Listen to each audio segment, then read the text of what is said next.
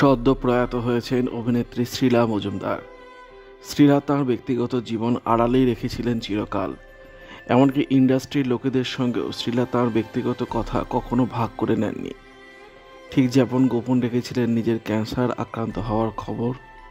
কিন্তু কেন এই আড়াল, কেন এই রহস্য?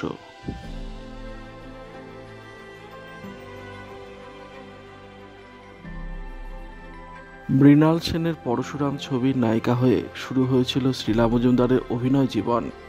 একদিন প্রতিদিন, খণ্ডহার, আকালের সন্ধানে, খারিজ সহ মৃণাল সেনের প্রচুর ছবিতে অভিনয় করেন শ্রীলা।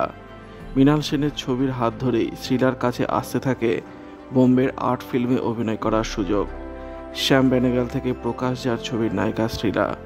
প্রকাশ জার প্রথম ছবির দামুলের নায়িকা ছিলেন শ্রীলা। বোম্বেতে সাবানা আজমি, স্মিতা পাটিল, দীপ্তি নাভালদের সঙ্গে শ্রীলা মজুমদারের নামটাও আসত সবার মুখে। কিন্তু বোম্বে সেই দারুণ ভালো কেরিয়ার ছেড়ে কলকাতায় ফিরে আসেন শ্রীলা, কারণ ভালোবাসা ও বিয়ে। শ্রীলা মজুমদার তথাকথিত রোমান্টিক নায়িকার রোলে কোনোকালই সুযোগ না পেলেও তার জীবনের রোমান্টিক কাহিনী কিন্তু খুব বর্ণময়। তিনি ভালোবেসেছিলেন এক মুসলিম পুরুষকে। প্রথিতযশা সাংবাদিক লেখক SNM আবদিকে বিয়ে করেছিলেন শ্রীলা। তিনি তার পদবী নামেই বেশি পরিচিত। দীর্ঘদিন ইংরেজি দৈনিক সাংবাদিকতা করেছেন আবদি। সব মেয়েই দিনের শেষে একটা ঘর চাই, শ্রীলাও তাই চেয়েছিলেন। কিন্তু তখনই নিজের কেরিয়ারে জলাঞ্জলি হয় তার। তবে আবদি কখনো তার ইচ্ছা শ্রীলার উপর চাপিয়ে দেননি। শ্রীলার ইন্টারভিউ নিতে গিয়ে তাদের প্রেম। কিন্তু স্বামী মুসলিম হলেও শ্রীলা ধর্মান্তরিত হননি। দুজন শিক্ষিত মানুষের বিয়েতে ধর্ম বড় হয়ে ওঠে না। তবে 80-র দশকের শেষে এই ভিন্ন ধর্মের বিয়ে সংবাদের শিরোনাম হতেই পারত, তেমনভাবে তা হয়নি।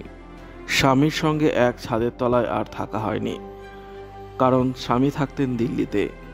কলকাতায় বাণিজ্য সফল ছবিতেও অবশ্য দুঃখী কালো মেয়ের চরিত্রে শ্রীলা হয়ে উঠেছিলেন আইকনিক মুখ। বাস্তব জীবনের কথায় কি ফুটে উঠত পর্দায়?